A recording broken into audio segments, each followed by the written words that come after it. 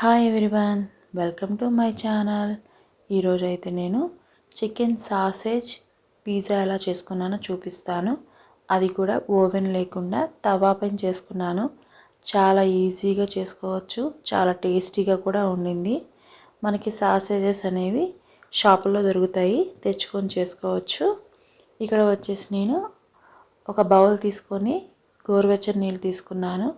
ఒక spoon sugar, ఒక స్పూనున్నర dry east అనేది మనకి షాపులో దొరుకుతుంది. దాన్ని తీసుకొని యూస్ చేసుకోవచ్చు. చాలా బాగుంటుంది పిజ్జా అనేది. ఒకసారి ట్రై చేయండి. నేనైతే ఒక స్పూనున్నర తీసుకుంటున్నాను ఈస్ట్. ఇది వాటర్లో బాగా కలవాలి, బాగా మిక్స్ అవ్వాలి.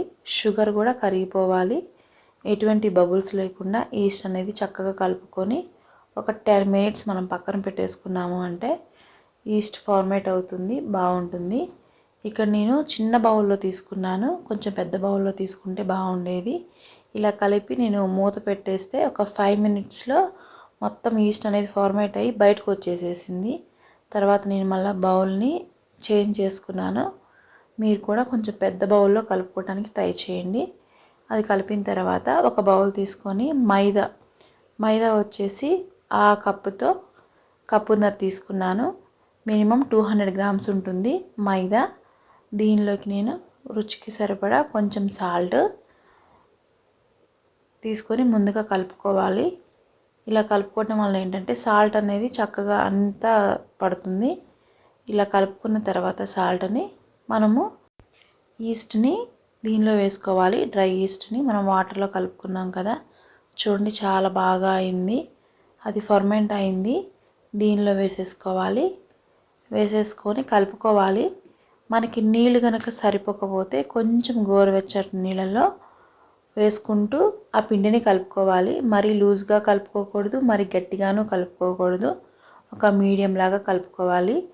చాలా చక్కగా పిజ్జా అనేది పొంగుతుంది, చాలా బాగుంటుంది. మనం ఈస్ట్ వేసాం కాబట్టి ఇలా కలుపుకొని కొంచెం ఆయిల్ వేసుకొని పైన మనకి డ్రై అయిపోకుండా కొంచెం ఆయిల్ వేసేసుకొని అంత బాగా కలిపేసుకొని పెట్టుకోవాలి. దీన్ని కదిలించకుండా మనము ఈ పిండిని కదిలించకుండా కనీసం 2 గంటలైనా పక్కన పెట్టుకోవాలి. పక్కన పెట్టేసేసుకొని మూత పెట్టేసుకొని పక్కన పెట్టుకోవాలి. నేనైతే ఈ విధంగానే చేసుకున్నాను. చూడండి, ఇలా మూత పెట్టేసుకొని పక్కన పెట్టేసుకున్నాను. ఒక 2 అవర్స్ తర్వాత మనకి పిజ్జా డవ్ అనేది ఇలా రెడీ అయిపోయింది. చూడండి, చాలా బాగా ఫార్మేట్ అయింది. ఇది మనం ఇంతకు ముందు పిండి కొంచెమే ఉంది, ఇప్పుడు చూడండి డబల్ అయింది. ఒక్కొక్కసారి అయితే 3 కూడా అవ్వచ్చు. దీన్ని నేను 4 భాగాలుగా చేసుకున్నాను. దానిలో ఒక భాగం తీసుకున్నాను. ఇక్కడ వచ్చేసేసి చికెన్ సాసేజెస్, ఇవి నేను చీజ్ చికెన్ తీసుకున్నాను. అంటే దీనిలోకి చీజ్ కూడా ఉంటుంది. దీన్ని మనము కొంచెం ఫ్రై చేసుకోవాలి. ఒక 2 స్పూన్స్ ఆయిల్ వేసేసుకొని ఇలా సన్నగా కట్ చేసుకోవాలి ముక్కల్ని. మనకి సాసేజెస్ ఐడియా ఉంటుంది కదా, మన అరచేయంత ఉంటుంది. ఒక్కొక్కటి అయితే కొంచెం పెద్దవి కూడా వస్తాయి. నేనైతే అరచేయంత సైజు ఉన్న వాటిని ఒక 2 తీసుకున్నాను. వీటిని సన్నగా కట్ చేసుకొని 2 వైపులా గోల్డెన్ కలర్లోకి వచ్చేంత వరకు వేయించుకుంటున్నాను. ఇలా వేయించుకొని పక్కన పెట్టుకోవాలి. ఇలా వేయించుకునేటప్పుడు మంచి స్మెల్ అయితే బాగుంది. చికెన్ సాసేజ్ స్మెల్ చాలా బాగా వచ్చింది. ఇక్కడ వచ్చేసి నేను చపాతీ పిండిని 4 భాగాలుగా చేసుకున్నానని చెప్పాను కదా, దీన్ని నేను ఇక్కడ కొంచెం పిండి వేసుకొని ఒత్తుకుంటున్నాను. చపాతీలాగా మరీ ఎక్కువ సన్నగాను ఉండకూడదు, అలానే ఎక్కువ లావుగాను ఉండకూడదు. మీడియంలో చేసుకోవాలి. మనం మరీ ప్రెషర్ పెట్టాల్సిన అవసరం లేదు. లైట్గా అలా అనుకుంటే చాలు, మనకి చపాతీ షేప్లోకి వస్తుంది. ఒక్కొక్కసారి అయితే మనం చేత్తోనైనా చేసేసుకోవచ్చు. ఇలా అయితే ఏంటంటే మనకి సర్కిల్ రావటం, అంటే సర్కిల్ చేసుకునేది రాదు అనుకున్న వాళ్ళు ఇలా చపాతీ కర్రతో చేసుకుంటే చక్కగా సర్కిల్ షేప్లో వస్తుంది. మనం సైడ్స్ని ఇలా ఫోల్డ్ చేసుకున్నామంటే చపాతీ పైన మనం చీజ్, వెజిటేబుల్స్ ఇవన్నీ వేస్తాం కదా, అవి కుక్ అయ్యేటప్పుడు బయటికి పడిపోకుండా హెల్ప్గా ఉంటుంది. ఇలా చేసుకున్న తర్వాత మనం ఏ ప్యాన్ మీద అయితే చేస్తున్నామో ఆ ప్యాన్లో వేసేసుకొని ఈ ఫోర్క్తో హోల్స్ పెట్టుకోవాలి. ఇలా హోల్స్ పెట్టుకుంటే ఏంటంటే చక్కగా లోపలంతా కుక్ అవుతుంది. ఒకవైపు కుక్ అయ్యి ఇంకొక వైపు కుక్ అవ్వకుండా అలా ఉంటాయి కదా. ఇలా చేస్తే మనకి లోపల అనేది చక్కగా కుక్ అయిపోతుంది. ఇక్కడ వచ్చేసి పిజ్జా సాస్ మనకి షాపుల్లో దొరుకుతుంది. లేదు అంటే మనం ఓన్గా కూడా ప్రిపేర్ చేసుకోవచ్చు. వీలైతే నేను నెక్స్ట్ వీడియోలో ప్రిపేర్ చేసి చూపిస్తాను. లేదు అంటే యూట్యూబ్లో చాలా వీడియోస్ ఉన్నాయి పిజ్జా సాస్ ఎలా తయారు చేసుకోవాలో. ఒకసారి ట్రై చేయండి. చాలా ఈజీగా చేసుకోవచ్చు పిజ్జా సాస్. నేనైతే షాప్లో నుంచి తెప్పించుకున్నాను. దీనికి నేను చికెన్తో చేస్తున్నాను కాబట్టి కొంచెం సాస్ అనేది ఎక్కువగా వేసుకున్నాను. కొంచెం తక్కువగాను వేసుకోవచ్చు, ఎక్కువగా వేసుకున్నా పర్వాలేదు. ఇది మనకి స్పైసీగా ఏమీ ఉండదు. ఇక్కడ వచ్చేసి నేను చీజ్, ఇవి అమూల్ చీజ్ క్యూబ్స్ తీసుకుంటున్నాను నేను. ఇవి మనకి చిన్న చిన్న పీసెస్గా కట్ చేసే ఉంటాయి. చాలా బాగుంటుంది, ఈజీగా మనము వేసేసుకోవచ్చు. మనకి మార్కెట్లో పెద్ద పెద్ద క్యూబ్స్ కూడా దొరుకుతాయి. వాటిని మనము తురుముకోవాలి. ఇవి అయితే సన్నగా కట్ చేసి ఉంటాయి కాబట్టి మనకి తురుముకునే పని లేదు, డైరెక్ట్గా వేసుకోవచ్చు. ఇవి వచ్చేసి మోజరెల్లా చీజ్. ఇది మనకి పిజ్జాకి మోజరెల్లా చీజ్ అయితేనే బాగుంటుంది.